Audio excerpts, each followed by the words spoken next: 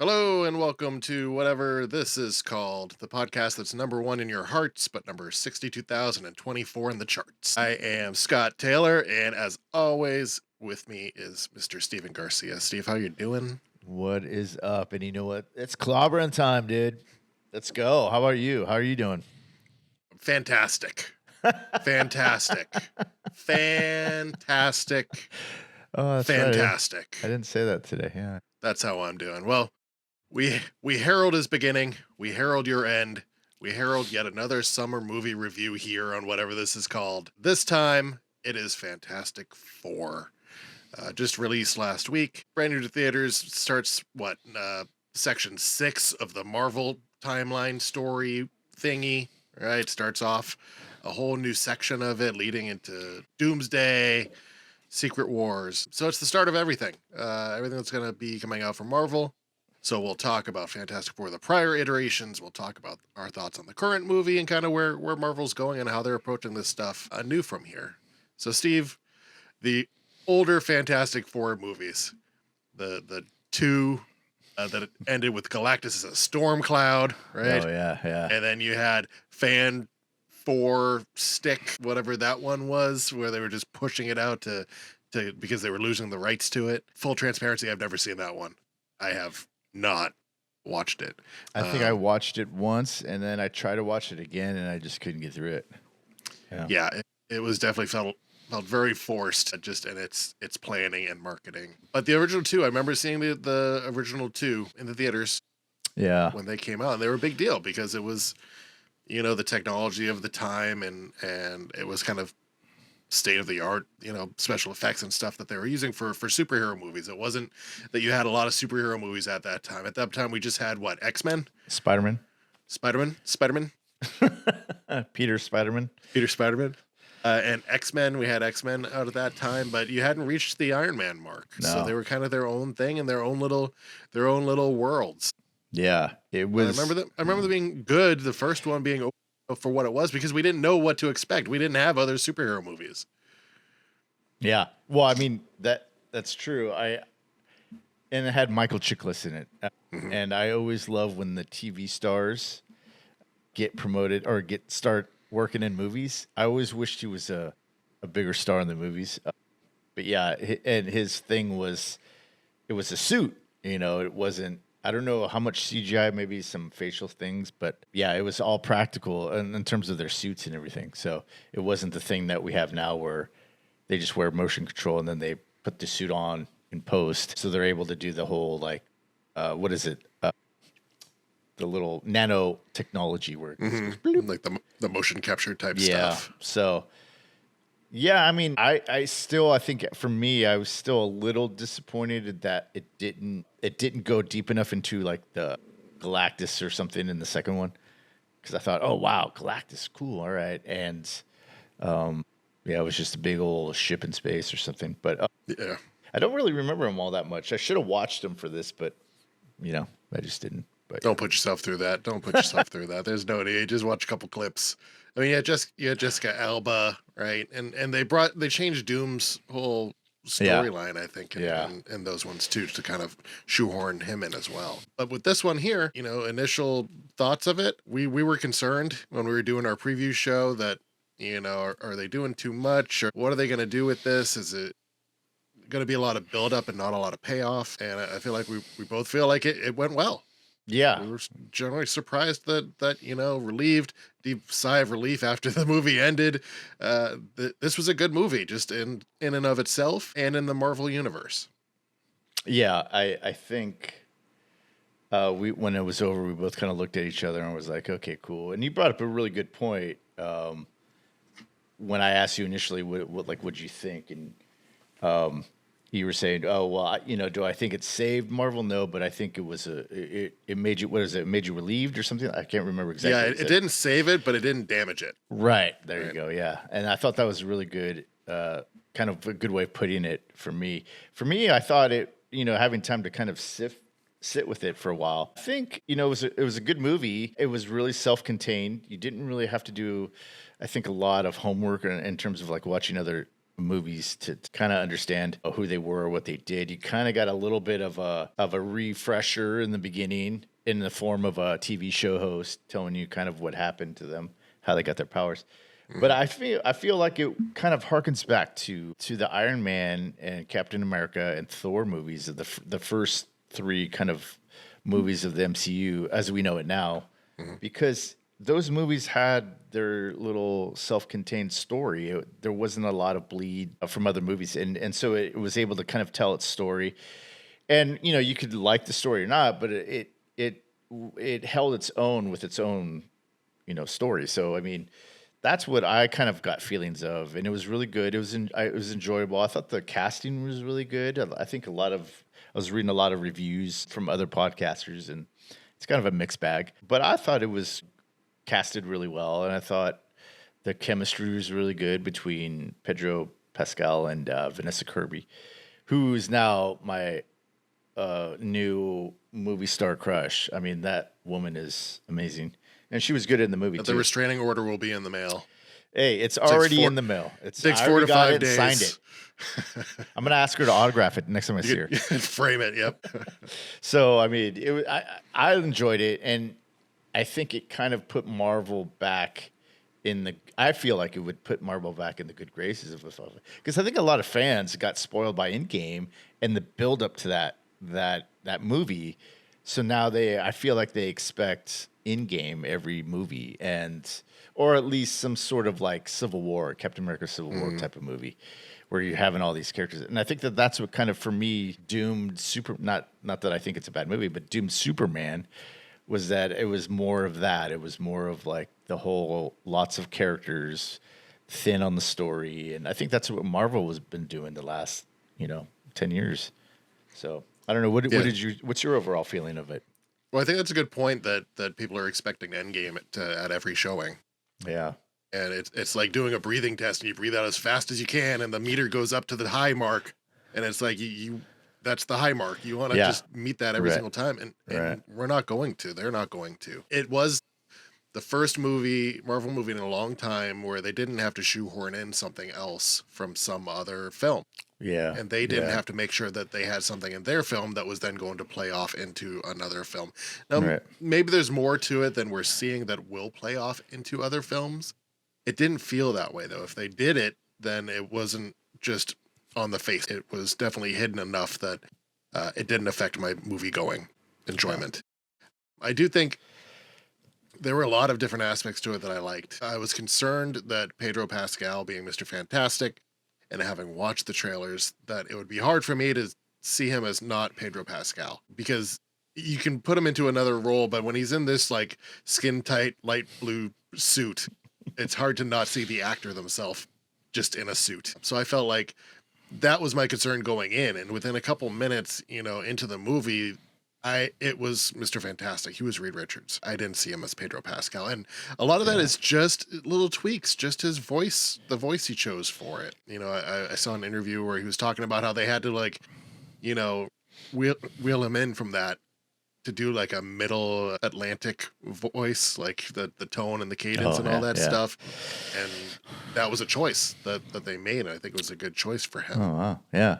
I also think that the casting was great, and the teamwork of everybody, right? The aspect that there's not like a weak link. It wasn't like we're covering for this person and they're gonna, shoot up at the end and save the day type situation.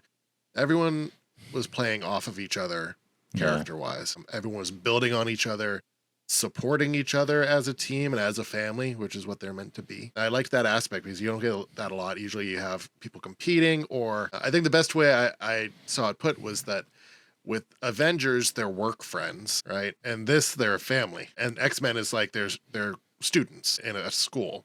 And those relationships really seem to pan out that way. Like the Avengers are just people that they work together. Do they care about each other? Sure. But they're going to go off and do their own thing. They're kind of their own little focus is them, and work is ancillary. With this, they're together thick or thin, and you could see that in this movie. They definitely took a different approach than the prior movies with Johnny, right? Like he wasn't as smart alecky, wisecracking. Like he had those lines there, but he he also had his core role, Well, yeah, and it which was great. didn't. It didn't. That I think that's what I was going to try and say before. Is like it didn't impede on the emotional beat of the Hmm. scene, right? Because I think in Superman, a lot of times, and a lot of other movies too, but they tended to kind of dispel any kind of heartfelt moment with like a funny line or something, and then it kind of goes into like funniness and I think it allowed the scene to kind of go on whatever tone the scene was, and so that's what I thought that I liked about it was that it wasn't. Yeah, he did have some funny lines here and there, but it wasn't at the detriment of the story or the scene, you know. So Yeah, yeah, I think one thing they did right is Ben Grimm. I think they yeah, did the thing really solidly. I liked a lot of aspects of it. First off, the CGI aspect of it. It looked just out of the comic, right? Like it was perfect. And character wise, they caught the essence that like he didn't need he wore clothes, right? He wanted to be as human as possible. He's not out there like they did with Michael Chiklis where he's shirtless all the time and yeah, he's human. He yeah, wants to be human, yeah, and he's forced into this kind of body. But a lot of the aspects there of his interaction with the kids, with the car, with his love interest there, with him going to the temple, they took a lot of aspects that were from the comics. And put them into the movie there, just subtly, that really added to him being a solid character. yeah. They didn't. Sometimes I feel like when during the movie when they would go to those scenes, sometimes I was thinking like, is this too subtle for people? Because I think in the ones with Jessica Alba and that those two movies, I think they really played up to this part of him trying wanting to be human and missing that human connection. And I think they play it really well here. It's not over the head. It's not really obvious, but the way he dresses and he kind of hangs out in his neighborhood still, and he's buying groceries and he's trying to connect with this teacher, and it looks like the teacher's really connecting with him, and so it wasn't this overt kind of like I'm miserable, but you get these little things of like, oh yeah, he's still in his neighborhood. Oh, he's still dressing like a human, Hmm. and so you kind of get this longing that he misses that he misses kind of being human, and it's not a really big part of the story, but if you look at all the subtle kind of things, it is really so. Yeah, Yeah, and in the I think that, comics, he dates a blind woman, right? yeah, That's how it's set up in the comics, and it's like, does he date a blind woman because he's in love with her, or is it like supposed to be that oh, this is the only person that could love this right, hideous monster? right, And I love that they. That's one thing I like that they changed because it adds that human element into it, yeah. which is at the heart of Ben Grimm. Yeah, yeah.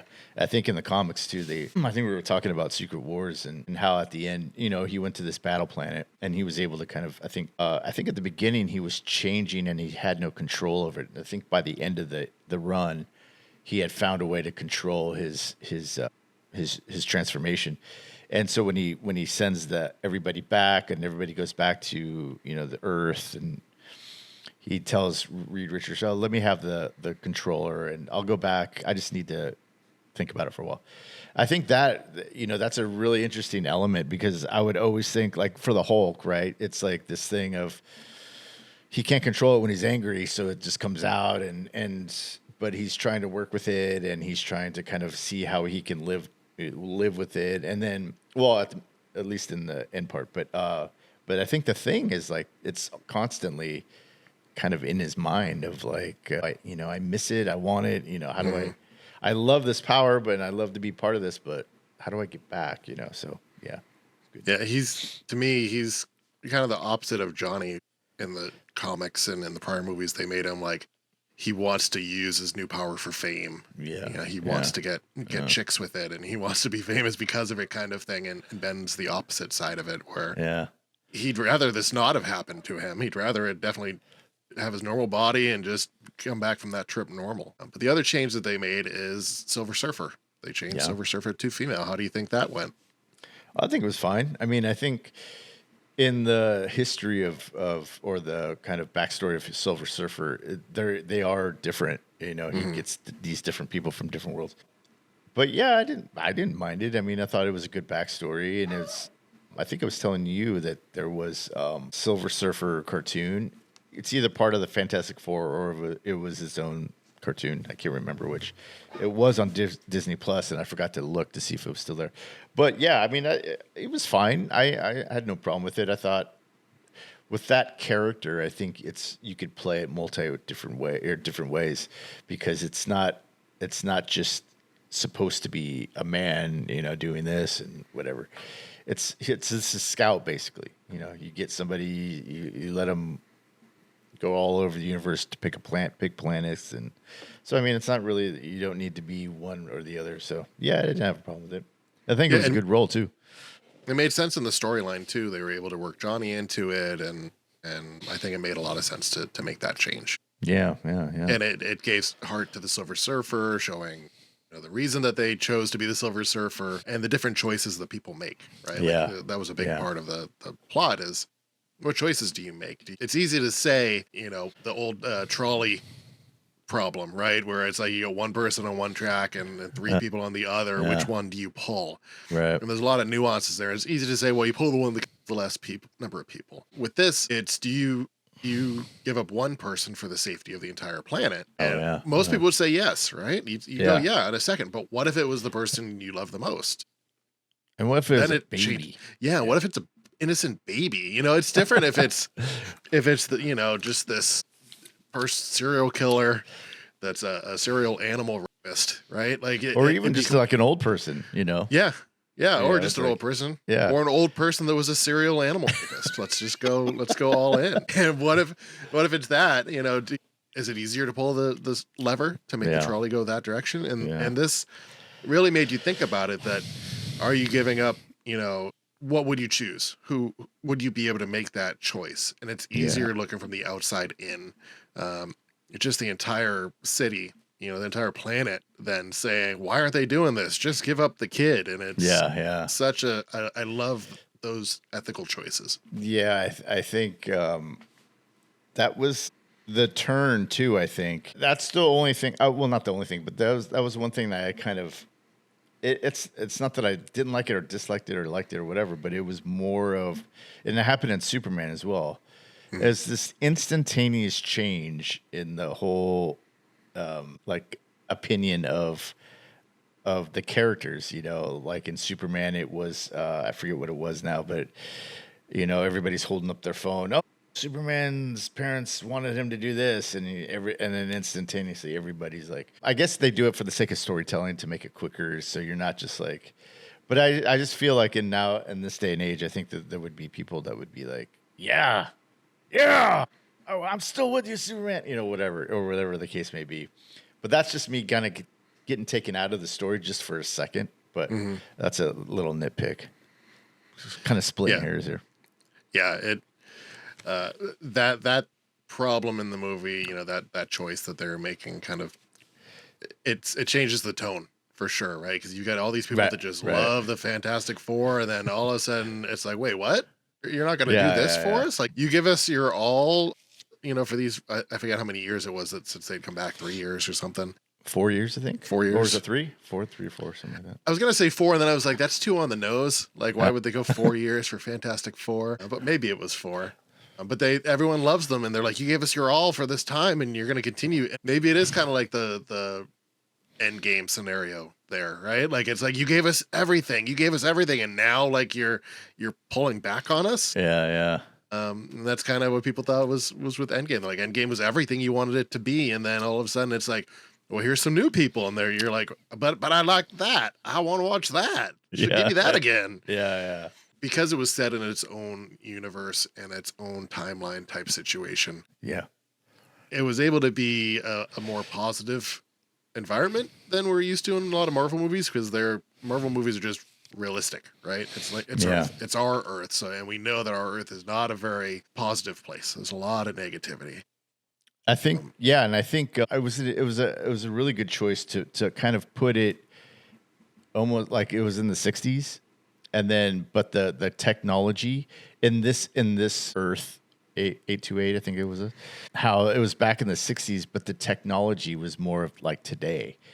But also, since it was like today, it had, instead of like the flat screens that we have, they had that thing in Times Square where it looked like a just big TV screen, and it even had the framing of a TV, you know, the old like aluminum kind of thing around the TV. So you had this mix of like, oh yeah, this is a I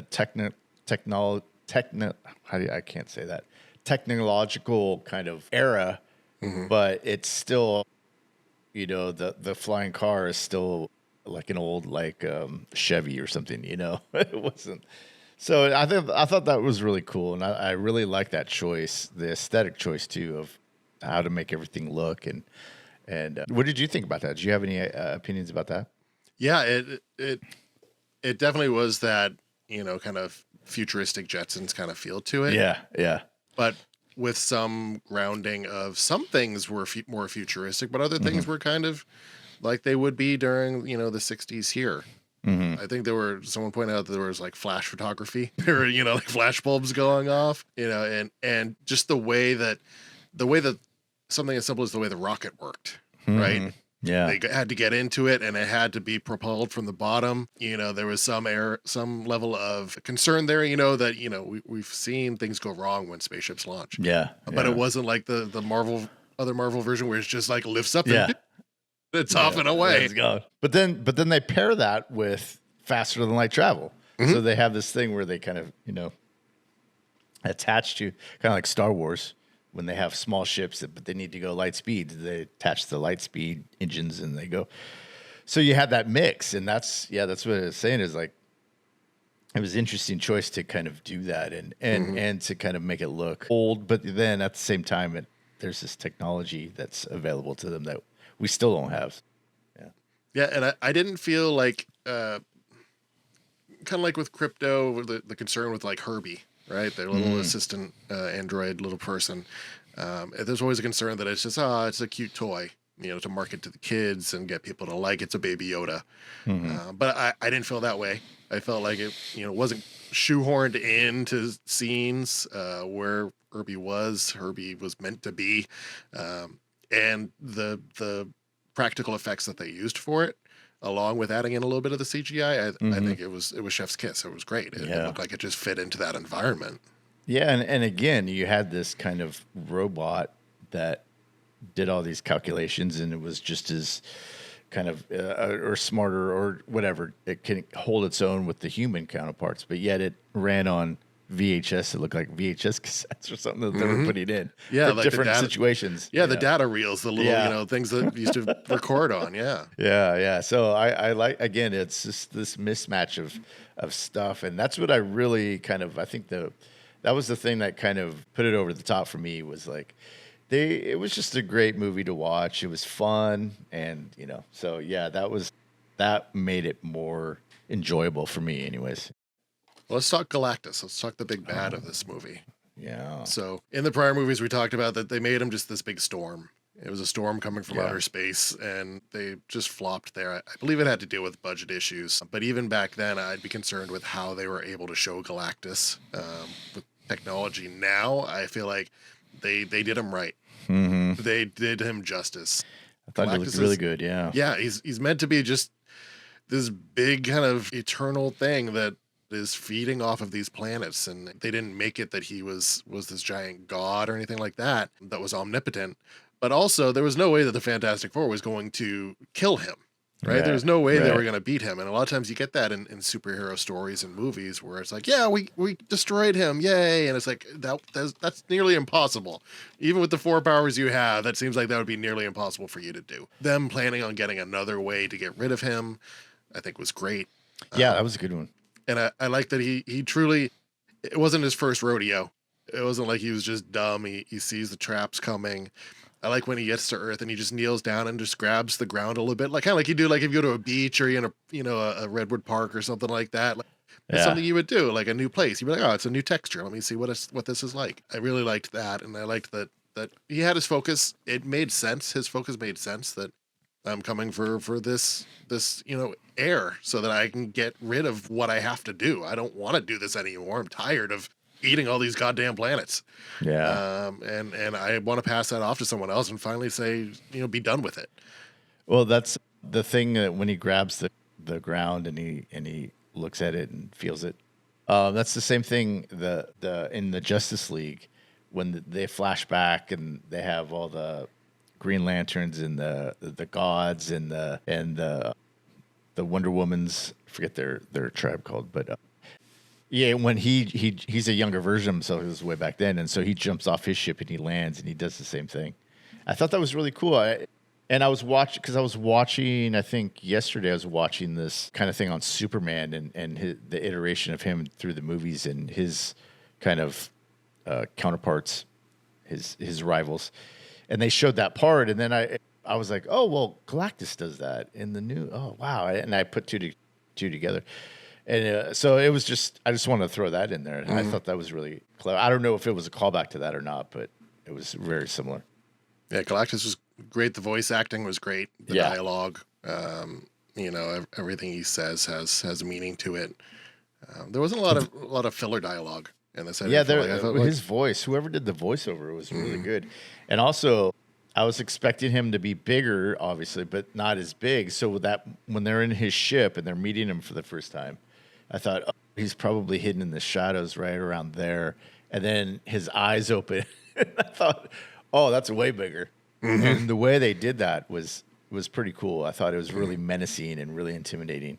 And yeah, like you said, I think they got him right in this one. Yeah, he's not just this being that's just floating around eating planets. Like he has a ship. He's processes those planets into fuel for himself, and he connects to it. But then he comes out and he's just this badass that he destroys these planets and eats these planets, and they did great with it.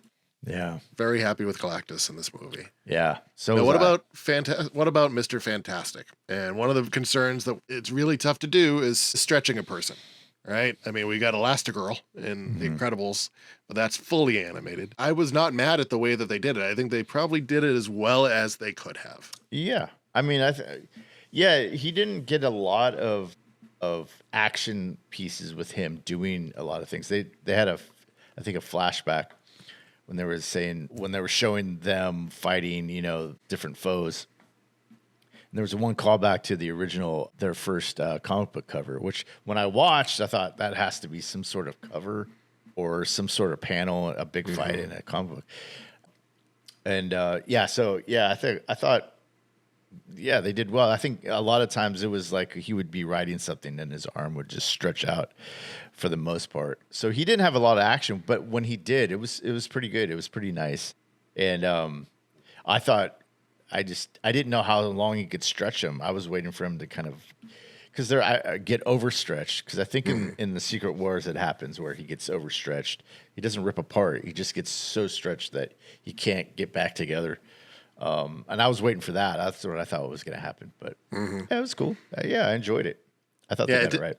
They didn't play into those stretching skills a ton. Right? They just let him be the brain, let him do his thinking part, let him be the smartest man in the Marvel universe. And they went with that. And did he have to use those skills sometimes? Yeah. Was he amazing at using those skills? No. He was good enough. Well, he was calculating. You could see that he was like, oh, this happens when, I don't know exactly what it was, but so he got something sharp and he's more calculated in his attacks. Yeah. He didn't need. They didn't need to turn him into a big slingshot, right? Like that would have been like, okay, use me as a slingshot.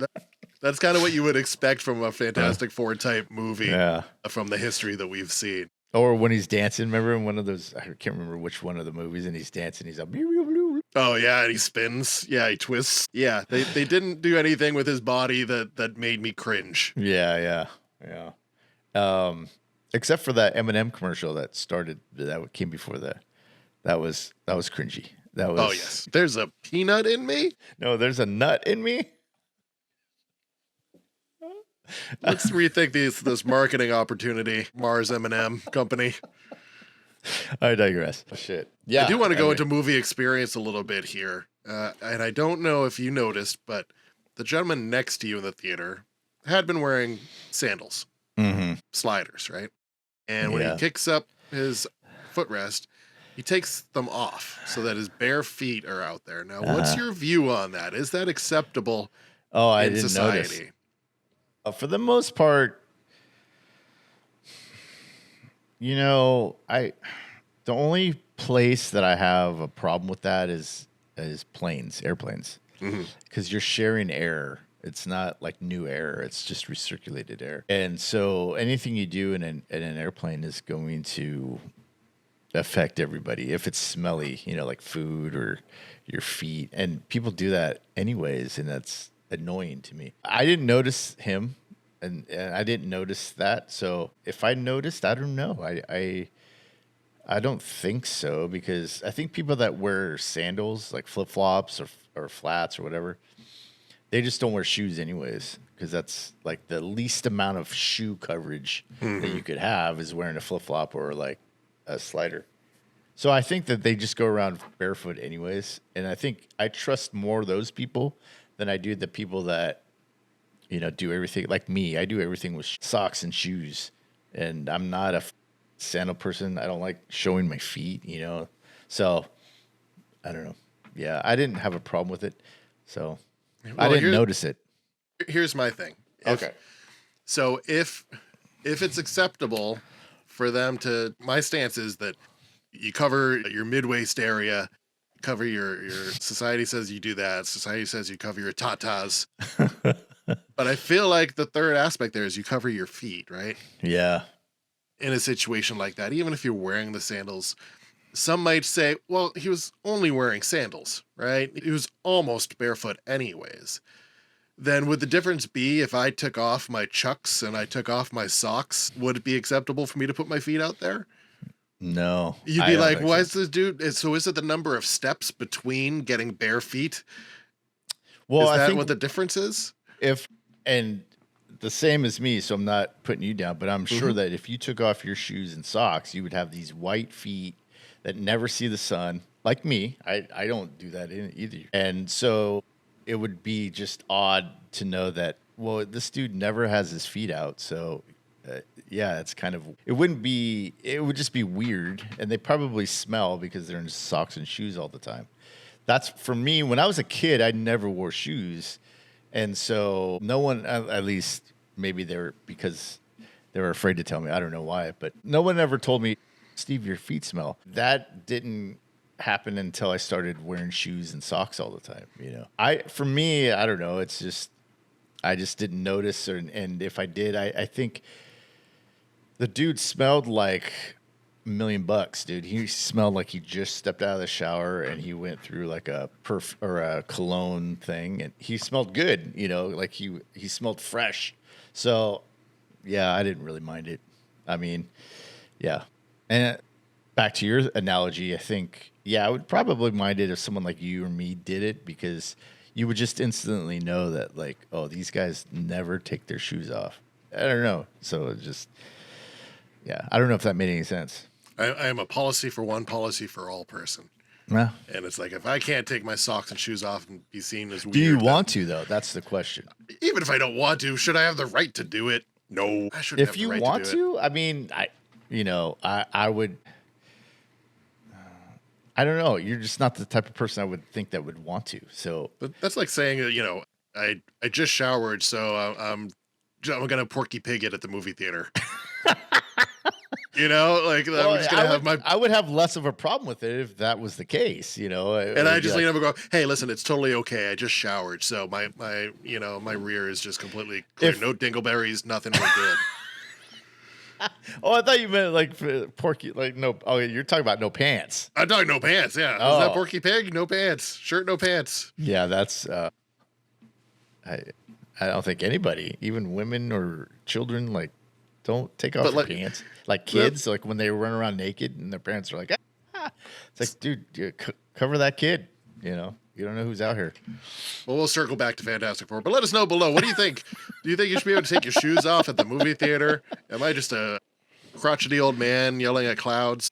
I'm kind of half with you, half not. I mean, if his feet smelled, I'd be like, dude, get some, read the room, dude. Like put those shoes back on. But they didn't, so I was like, whatever. Yeah, You're saying there's varying degrees of acceptability sure. I there mean, versus like one answer. if you're walking around with a booger in your nose, you would want somebody to tell you, hey man, there's a booger in your nose, and then you would actually be like, oh. But the dude that would be like, I don't care. that's different. That's like, so I mean, if you're taking off your shoes, your feet smell, and you're like, I don't care, then it's like, hey, yeah, fuck you, guy. But I don't know. I don't know if that makes any sense at all. But it's just kind of like, I guess it's a case by case basis. I don't know. I guess that's what I'm trying to say.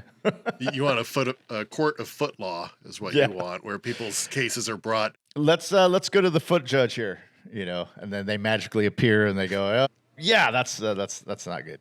Yeah. All rise. The Honorable Dr. Scholes is approaching the bench to make his decision. Yeah. So Well, we'll circle back to Fantastic Yeah. Four. So, any trailing thoughts? Because the only flaw that I saw in the movie, the only thing that I like them to have changed, is the ordering of the mid credits and post credits. yeah, you Scenes. said that. Yeah. The I first agree. mid credits, you wait through a little bit. There's animation of here's the main cast members and the directors and stuff, and then you're hit with the scene where it's like 5 years later, I believe. Four again. Four. They keep going with the four. 4 years later, and you see, the kid is a little bit older, and then you see, Doctor Doom is there. You don't see his face; you just see him in the mask, which is great. That's what you expect of a after credits scene. Then they have you wait to the very end, and they put up the full intro of the fake Fantastic Four cartoon from the universe that the movie's set in. I feel like if they had swapped the two, it would have been received better. Yeah. If I wait till agree. the very end, there's like 11 minutes of credits on there, which is great. I'm a fan of put all the credits in there. Everyone's important that was involved. Yeah. But if you're going to expect us to stay till the end for something, it should be important, and it should be something that is going to make you excited for the diehard people to come back and see the next movie. Yeah. Oh, I agree with you 100%. I mean, I'm glad that it was better than the Superman credit scenes, which reminds me, and you probably had more to say, but I wanted to say before we left, which one did you like better, Superman or Fantastic Four? Fantastic Four. Yeah. I mean, I don't think there's a question about it in my Yeah. mind. Yeah. Did I enjoy Superman? Yeah, I enjoyed it. And like we said, any Superman movie is good because it's a Superman movie. Yeah. We want to hear those stories. We want to see those tales. We'll see it. This was just encapsulated. It's a standalone. You can watch it. You don't have to be a big superhero movie. You don't have to have done the homework. You don't have to have watched, Miss Marvel and She-Hulk and Yeah. seen Harrison Ford as the president and turning into a Hulk. You don't have to have done those things. You just had to pay a ticket and go see this movie. And Yeah. if you want to grow from there, if you want to launch into this series, then you could start here and you can go backwards and piecemeal it and jump around a little bit. And going forward, hopefully, there's going to be less of an onslaught, right? There's only like one, maybe two movies a year max. And Yeah. then the TV shows are being limited as well. Yeah, I think that's going to be a big a change for the good, because I think we were just oversaturated with all the Star Wars and Marvel, and it was just this thing of, I think it was trying to feed into that, like I said earlier, of that wanting of this endgame type movie, which brings me back to a point that I was going to bring up and I forgot, which was, and I'll make this quick because I know we got to finish up here, but it was this thing of like a buildup of end to end game style, right, where you'd have these films that were building. What's building up now? Like, I don't understand. It's hardly any build up to it's Doom. So we hear about it. We see one little snippet of Doom, but then it just goes to Endgame, Doomsday, and so that worries me still. I mean, because there's really, what are we building up to? There's a lot of mediocre movies that really didn't go anywhere. They were all kind of building up to Kane, and he got the boot. So it's just that's what I'm worried about. Is like this phase, was it phase 5? I don't even know when I it think started. it's 6. I think this started 6. Yeah, this started 6, but phase 5, five it was before, like, yeah. I don't really know what buildup was, right? Yeah, what do we get out of it? Yeah, like what is this going towards? That, which is what the rest of the movies were, which is good in one way, where, like we said about this movie, is like, okay, cool, it's a standalone, it's got its own moving parts that you don't have to go back and kind of fill in the blanks. But at the same time, it's like there was an element of that in all of these movies before Iron Man, Captain America, You know, you had the Infinity Stones, and even if the Infinity Stones weren't in a movie, they were still affecting parts of that movie. And so this, yeah, again, Doomsday. I hope it's not just a movie to placate all these people that wanted 10 characters and all these characters and having a big battle. Well, okay, cool. That's good, but you need to have something that builds up to that and not just have, hey, there's a bad guy. Let's call everybody in and fight him. You know, it's just, I don't know. That's what I'm worried about. Yeah, they're definitely there. I do see that concern of them. Where are they going with this? And Yeah. where's the buildup between now and Doomsday and Secret Wars? Because before we had all these other movies, like, okay, well, this is going to jump to here and this is going to jump to there. Yeah. And it was leading us up to that point. Right now, we don't know where it's going. There's not a lot of movies on the horizon. We got to wait like a year. Yeah, there was that in scene in Thunderbolts. I was going to say Thundercats. Thunderbolts, where they have the Fantastic Four ship coming in, right? So I'm kind of wondering where that's going to be and how that plays into maybe it's a different from a different universe. I don't know, but it'll be interesting to see where that plays out. But if it's just one post-credit scene and you're like, is that going to build everything for this Doomsday, Avengers Doomsday? So, Yeah, hopefully we're not leading towards just movies where it's like, hey, remember this person? Here they are. Yeah. Hey, remember this person? Here's a cameo. Oh, you liked Thor? Here's Thor. Yeah. Hopefully it's not just movies full of that they're actually going to have some story to them, some purpose and some growth. And then after that, they're, hear that they might just reboot the entire thing, right? But after Secret Wars, that's it. Like they just start over. Mm-hmm. Yeah. Me and your wife, Courtney, were talking about that. It's like, wow, it just seems so soon. But then you think about it, and Iron Man came out, 17 years ago, 16 years ago. So it's like, oh, wow. We grew up with these movies. Yeah, maybe it's time for a new generation of them. But the problem is we're always going to compare them, right? It's always going to be compared back. And do they go back to the Thanos storyline? Because it was so good, that's going, you're rebooting, but you're going back to the well. And that's probably one too many times. Those movies, I think that was the blueprint to, and you can't redo it. You can't do that again. But those movies were incredible, especially to comic book lovers and people that collected comic books. I mean, I remember when Iron Man came out, and I think you and me were kind of like, Iron Man, that's interesting. He's kind of like a third tier superhero, and look what they did to that. So, and it was just incredible the way they built movie after movie. I mean, this is the 37th movie, I think, Fantastic Four. So there's a lot of movies in there, and maybe it's just, I don't know. Those first 15 years were just incredible. It was a good run. It's tough to catch that magic, and get it in a bottle again. Yeah, they caught it with Iron Man. They carried it forward. They let it grow. They faltered at certain points, but overall they stuck the landing. Now are they going to do that again? Even this short term with Phase 6, and if they potentially reboot everything, are they going to stick the landing? And I guess that's what we're going to have to wait to see. Yeah, definitely. So tell us what you all think. Did you see Fantastic Four? Did you like it? Do you think it compares to the other Marvel movies that we've seen lately? Do you think what about Superman? Do you think it was better than Superman? Is this the popcorn movie of the summer? I feel like Superman might have been more of a popcorn movie than Fantastic Four was. Superman is kind of more of, to me, that summer blockbuster type movie. Yeah, it had a lot more action pieces, It's more subtle, but which did you like better? Did you like Superman or Fantastic Four? Are you excited for Marvel still? Does it still give you a tingle when you're like, oh, a new Marvel movie's coming out? Or are you is it played out?